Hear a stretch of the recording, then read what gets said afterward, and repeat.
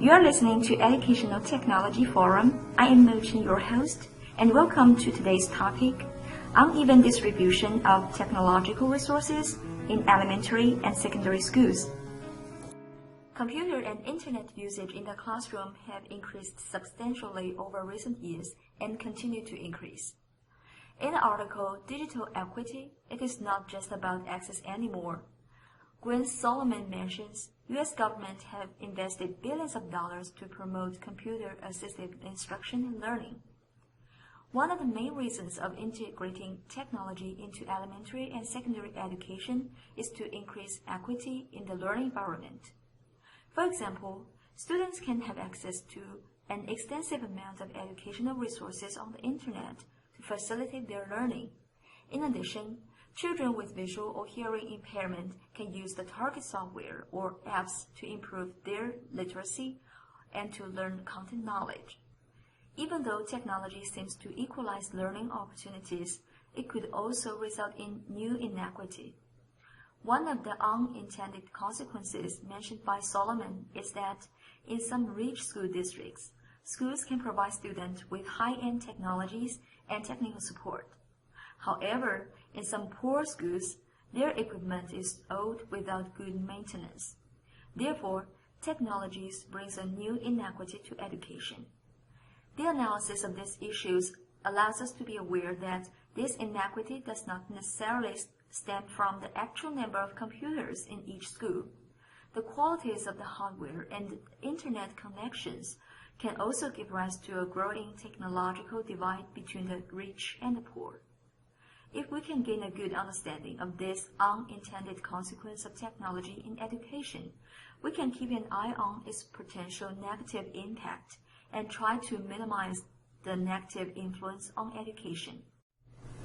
In the article, Solomon explains that nowadays almost all the schools have equipped themselves with computer and internet. In order to have access to new tools and online resources, some schools have computers with fast internet speed and good capabilities of running a variety of multimedia software. However, many schools that face the shortage of budget buy old computers. Even though those schools try to connect old computers to high-end servers, the hardware sometimes cannot meet students' basic needs. In addition, due to the limited number of computers, not all the students have access to internet on campus. It is clear that education that students receive in rich and poor school districts is different. I partially agree with Solomon. On the one hand, technology indeed brings about inequity to education. Before I came to the Iowa State, I taught Chinese at different schools. When I taught elementary Mandarin Chinese in a school in Ohio, I asked my students to record their voice with the software Audacity. However, many of them told me that they cannot record their voice clearly in the lab because the equipment was too old.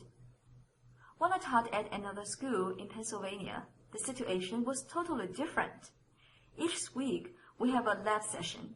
Students not only could record their voice in the lab, but also had access to different software to practice their pronunciation. If the schools are well equipped with new computers and high-speed internet, students can take advantage of these resources to improve their learning. On the other hand, I cannot fully agree with Solomon.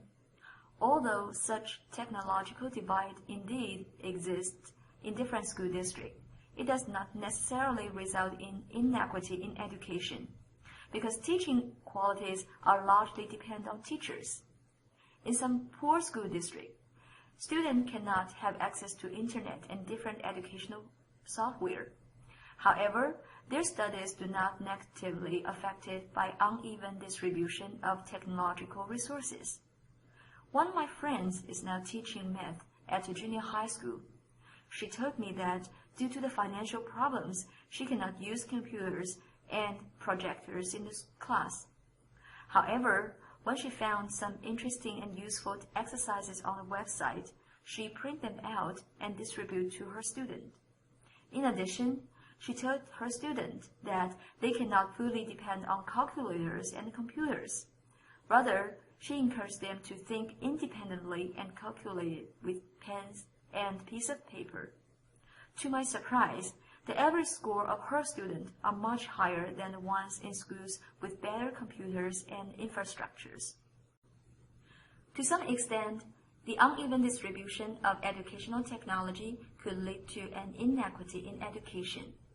Many online resources and educational software can help students to reinforce students' knowledge and skills. However, the second example shows if some students do not have the opportunities to use computers in the classroom, when teachers give good guidance, the inequity could be minimized. In addition, an inappropriate use of technology could lead to another unintended consequence. Students who excessively depend on the technology could gradually lose their thinking and problem-solving skills.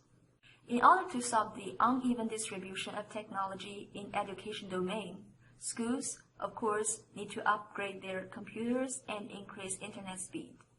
Since the budget in many schools is limited, those schools could recruit experienced technical coordinator to check computers and see how to upgrade the hardware to meet students' basic needs. In addition, teachers' significant role in the classroom should be emphasized.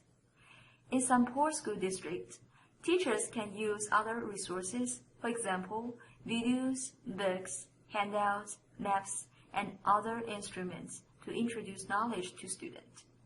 Such supplement can minimize the impact of technology inequity on students' learning.